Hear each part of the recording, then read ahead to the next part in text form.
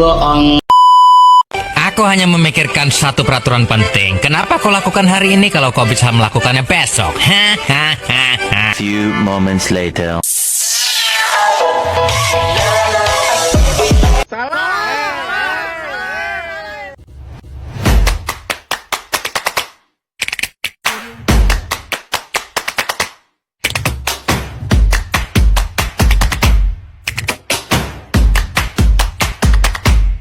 Assalamualaikum warahmatullahi wabarakatuh. Sebelumnya perkenalkan, nama saya Nurti Alisa Sirait dari Universitas Dharma Wangsa, Fakultas Ekonomi Bisnis, Prodi Akuntansi Sore.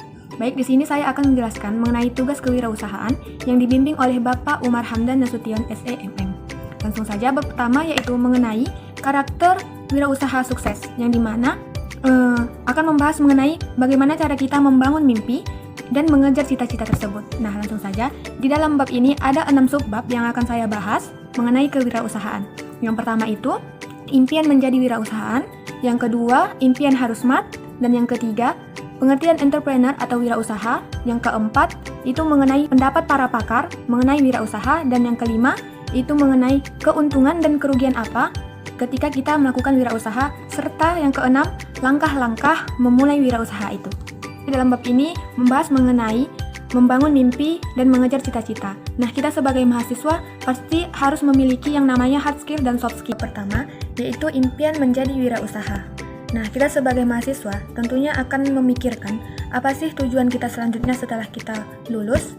Maka dari itu, tidaklah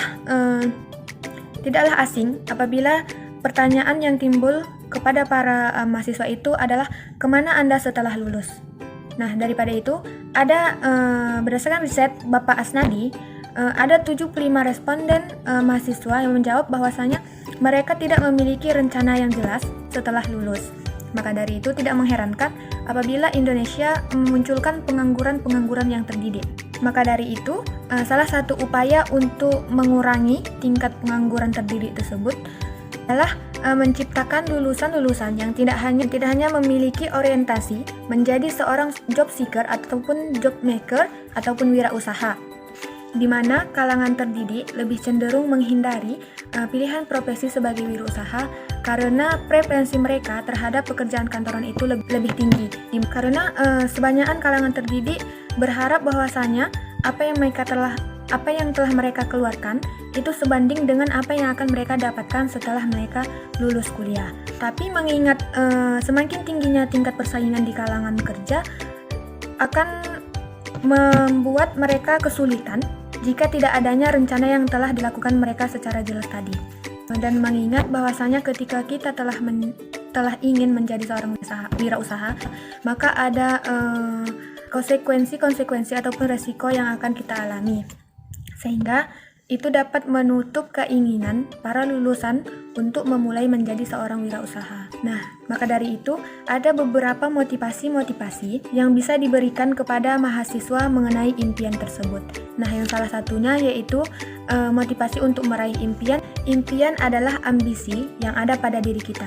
Nah, sehingga kita memiliki ambisi ketika ingin memulai sesuatu, maka itu adalah salah satu cara kita untuk menggerakkan ataupun untuk bergerak maju. Adanya sikap mental positif. Maka ketika kita menghadapi sebuah tantangan, maka semua itu dimulai kepada mindset kita tentang bagaimana kita menghadapi tantangan tersebut. Adapun motivasi yang ketiga mengenai impian menjadikan kehidupan manusia lebih mudah dijalani. Nah, kenapa impian dapat membuat hidup manusia lebih mudah dijalani? Karena satu kunci kebahagiaan adalah mempunyai impian. Nah, dari impian itu akan membuat diri kita terdorong ingin melakukan sesuatu itu apabila kita telah melakukan satu keinginan dan keinginan itu telah tercapai. Maka dari itu akan membuat diri kita bersemangat untuk melakukannya terus-menerus. Sebagaimana para pencipta puisi Belanda mengatakan, tidak ada satupun kesulitan selagi masih ada kemauan.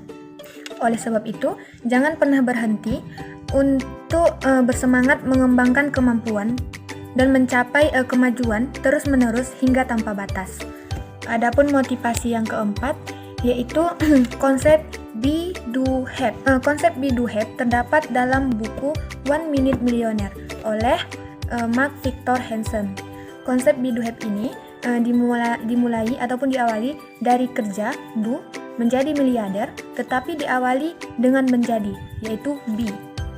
Dengan memikirkan kita ingin menjadi apa. Karena orang yang memiliki konsep be do have ini tidak pernah berpikir ataupun tidak mempunyai istilah bagaimana nanti saja, tetapi mereka berpikir bagaimana nanti, bagaimana ke depannya, tentang apa yang akan terjadi untuk ke depannya. Dalam artian mereka lebih berpikir tentang bagaimana hal-hal yang dikhawatirkan yang akan terjadi untuk masa depan ataupun jangka panjangnya, serta senantiasa memikirkan dampak apa yang akan terjadi untuk selanjutnya. Nah, maka selanjutnya masuk ke subbab kedua, yaitu impian harus smart. Nah, dalam artian smart ini adalah cerdas, berarti kita harus memiliki impian yang cerdas. Maka ada S, M, A, R, T. Yang pertama S, yaitu spesifik. Nah, yang dimaksud dengan spesifik ini ialah apa keinginan yang jelas yang kalian ataupun teman-teman inginkan. Nah, dengan demikian, hal itu akan lebih mudah ataupun mempermudah kita untuk membuat perencanaan tersebut. Contoh-contohnya seperti satu kata, saya ingin menjadi orang sukses. Nah, dalam artian sukses ini kan besar, ruang lingkupnya besar. Maka kita ubah kata-kata tersebut dengan saya ingin menjadi seorang pengusaha. Saya ingin memiliki rumah mewah. Maka dari itu kan ada tujuan ataupun ada objek yang kita miliki. Yang dimana tujuan tadi lebih jelas. Setelah adanya S tadi spesifik, maka M yaitu measurable, yang artinya impian ataupun yang diinginkan tadi terukur.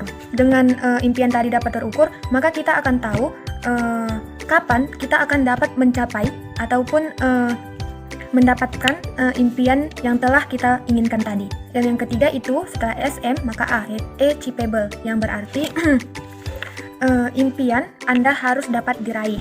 Setelah adanya keinginan yang jelas, kemudian dapat diukur, maka harus dapat kita raih.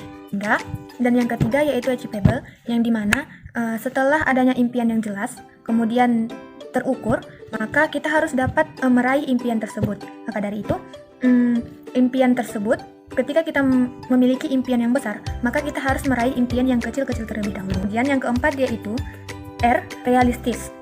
Yang dimaksud dengan realistis ini, impian tersebut harus masuk akal. Itu impian yang kita miliki harus terkait dengan kemampuan serta kapasitas kita dalam mencapai impian yang kita miliki tadi, sesuai dengan sumber daya yang kita miliki. Dan yang kelima yaitu time bound. Ya, time bound ini ialah harus memiliki garis waktu yang jelas kapan impian itu ingin kita raih. Misalnya nih, saya memiliki impian mendirikan sekolah bagi anak-anak yang tidak mampu dalam jangka waktu 15 tahun kemudian misalnya. Maka dari itu kita harus memiliki time bound yang diartian garis waktu ataupun jangka waktu kita dalam mencapai keinginan kita tadinya. Maka dari itu impian harus smart, yaitu pertama spesifik, baru measurable, baru achievable, kemudian realistis, dan time bound, adanya batasan garis waktu. Maka lanjut saja, setelah adanya impian yang harus smart, maka subbab yang ketiga yaitu mengenai pengertian entrepreneur ataupun wirausaha. Entrepreneur ataupun kewirausahaan diperkenalkan pada abad ke-18, yaitu oleh ekonomi Prancis. Entrepreneur ataupun wirausaha ini memiliki arti adanya seseorang yang memiliki ide, kemampuan, dan keberanian untuk menciptakan bisnis baru dengan mengelola risiko yang akan terjadi untuk guna mendapatkan keuntungan. Mereka adalah orang-orang yang mampu mengidentifikasi peluang bisnis tersebut, yang memiliki inovasi dan dapat mengambil inisiatif untuk meraih kesuksesan finansial ataupun ekonomi. Keempat, yaitu mengenai pendapat para pakar mengenai wirausaha.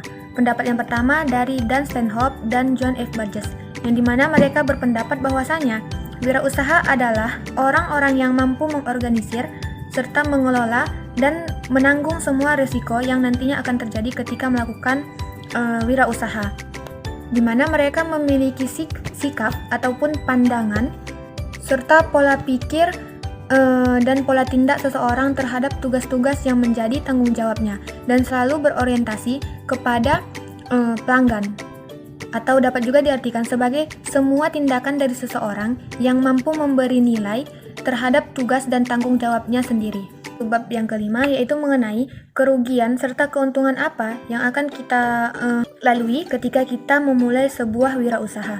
Yang pertama yaitu otonomi. Otonomi di sini dimaksud dengan kebebasan, yang dimana seseorang tidak memposisikan dirinya sebagai seorang bos. Yaitu mengenai tantangan awal dan perasaan motif berprestasi. Dimaksud ialah peluang untuk mengembangkan konsep usaha yang dapat menghasilkan keuntungan sangat memotivasi wirausaha. Yang ketiga yaitu counter finansial, yaitu bebas dalam mengelola keuangan dan merasa kekayaan sebagai milik sendiri. Yang keempat, yang terakhir yaitu mengenai legitimasi moral, yaitu adanya target entrepreneur dalam masyarakat menengah dan bawah, sehingga entrepreneur memiliki peran penting dalam proses trickling down effect ataupun dampak. Setelah adanya 4 keuntungan kewirausahaan, maka ada 3 kerugian kewirausahaan. Yang pertama yaitu pengorbanan personal, yang kedua itu beban tanggung jawab, dan yang ketiga rendahnya margin keuntungan yang sehingga dapat mengakibatkan kegagalan. Yang dimaksud dengan pengorbanan personal ini ialah di mana wirausaha harus bekerja dengan waktu yang lama dan sibuk, sedikit sekali waktu untuk kepentingan pribadi. Kemudian yang kedua yaitu beban tanggung jawab, yang dimana wirausaha harus dapat mengelola fungsi bisnis baik dalam pemasaran, keuangan, personil maupun pengadaan dan pelatihan. Yang ketiga yaitu kecilnya margin keuntungan dan menyebabkan ataupun memungkinkan mengalami sebuah kegagalan. Adanya risiko-risiko yang harus ditanggung oleh seorang wirausaha. Masuk ke subbab yang keenam, yaitu langkah-langkah memulai kewirausahaan. Maka langkah pertama yaitu pilih bidang usaha yang Anda minat dan memiliki hasrat serta pengetahuan yang sesuai dengan kemampuan kita. Yang kedua itu mengenai perluas dan perbanyak jaringan bisnis dan pertemanan, yaitu memperluas relasi kita terhadap pebisnis-pebisnis yang sudah ada. Yang ketiga yaitu pilihlah keunikan dan nilai unggul dalam produk jasa Anda. Sekilas mengenai pembahasan karakter mimpi sukses. Semoga dapat bermanfaat bagi teman-teman dan bagi saya sendiri. Sekian, wassalamualaikum warahmatullahi wabarakatuh.